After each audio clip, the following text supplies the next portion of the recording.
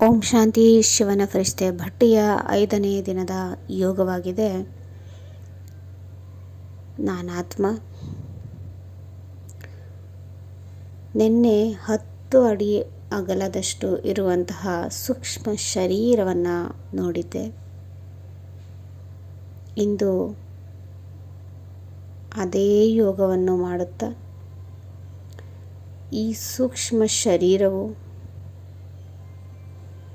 ಪವಿತ್ರತೆಯಿಂದ ತುಂಬಿದೆ. ಪವಿತ್ರತೆಯ ಗೋಲ್ಡನ್ ಬಣ್ಣ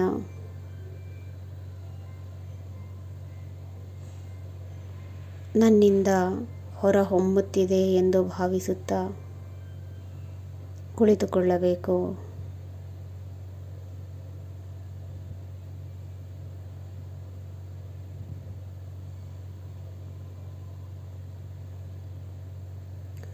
ನಾನು ಸಂಪೂರ್ಣ ಪವಿತ್ರ ಆತ್ಮನಾಗಿದ್ದೇನೆ ಎಂಬ ಒಂದೇ ಸೋಮಾನದಲ್ಲಿ ಇಡೀ ಸೂಕ್ಷ್ಮ ಶರೀರ ಗೋಲ್ಡನ್ ಬಣ್ಣದ ಪವಿತ್ರತೆಯುಳ್ಳ ಶರೀರವಾಗಿದೆ ಎಂದು ಭಾವಿಸಿ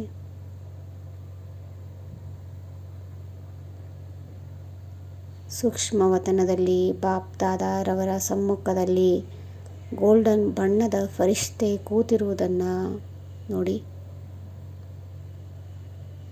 ಸಂಪೂರ್ಣ ಸತೋಪ್ರಧಾನ ಪಾವನತೆಗೆ ನಾನು ಅವ್ಯಕ್ತ ಫರಿಷ್ಠೆ ಪರಿವರ್ತನೆಗೊಂಡಿದ್ದೇನೆ ಎಂಬುದನ್ನು ಅನುಭವ ಮಾಡಿ. ನನ್ನೊಳಗೆ ಇರಬಹುದಾದಂತಹ ಚಿಕ್ಕ ಪುಟ್ಟ ದೊಡ್ಡದು ಆದಂತಹ ಎಲ್ಲ ರೀತಿಯ ವಿಕಾರದ ವಂಶಗಳೆಲ್ಲವೂ ಈ ಗೋಲ್ಡನ್ ಫರಿಷ್ಠೆಯಲ್ಲಿ ಭಸ್ಮೀಭೂತವಾಗಿವೆ. ಕೇವಲ ಮತ್ತು ಕೇವಲ ಪಾವನತೆ ಉಳಿದಿದೆ.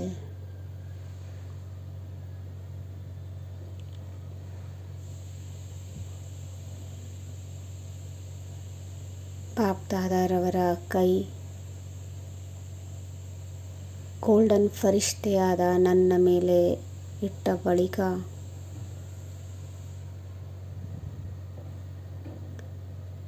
ನನ್ನೊಳಗೆ ಅನ್ಯರ ಬಗ್ಗೆ ಇದ್ದಂತಹ ಎಲ್ಲ ರೀತಿಯ ನಕಾರಾತ್ಮಕ ಯೋಚನೆಗಳು ಭಸ್ಮೀಭೂತವಾಗಿವೆ.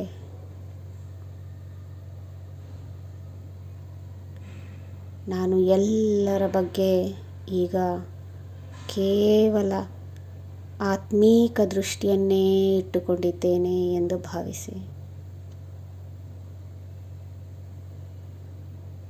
ಇದೇ ಸ್ಮೃತಿಯಲ್ಲಿ ಇದ್ದುಕೊಂಡು ಮನವರಿಕೆ ಮಾಡಿಕೊಳ್ಳಿ. ನಾನು ಆತ್ಮೀಕ ದೃಷ್ಟಿಯಲ್ಲಿದ್ದೇನೆ. ಯಾರೇ ಪಾತ್ರಧಾರಿಗಳಿದ್ದರೂ ಅವರು ಕೇವಲ ಪಾತ್ರ ನಿರ್ವಹಿಸುತ್ತಿರುವ ಪವಿತ್ರ ಆತ್ಮ ಆಗಿದ್ದಾರೆ.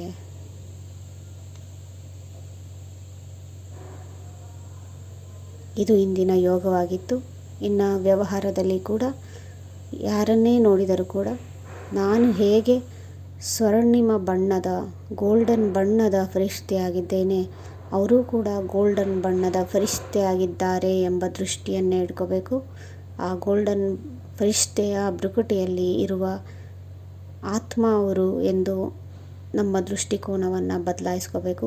ಪಾತ್ರದ ಪ್ರಭಾವದಲ್ಲಿ ನಾವು ಬರುವುದು ಬೇಡ. ಆ ಪಾತ್ರಕ್ಕೆ ಏನೇ ಮಾತನಾಡಬೇಕಾಗಿದ್ರೂ ನಾವು ಮಾತನಾಡೋಣ. ಆದರೆ ಸ್ಮೃತಿಯಲ್ಲಿ ಅವರು ಆತ್ಮ ಮತ್ತು ಗೋಲ್ಡನ್ ಫರಿಷ್ಠೆ ಆಗಿದ್ದಾರೆ, ಪವಿತ್ರತೆಯಿಂದ ಕೂಡಿರುವ ಫರಿಷ್ಠೆ ಆಗಿದ್ದಾರೆ ಎಂದು ಬಾರಿ ಬಾರಿ ಹೇಳಿಕೊಳ್ಳೋಣ.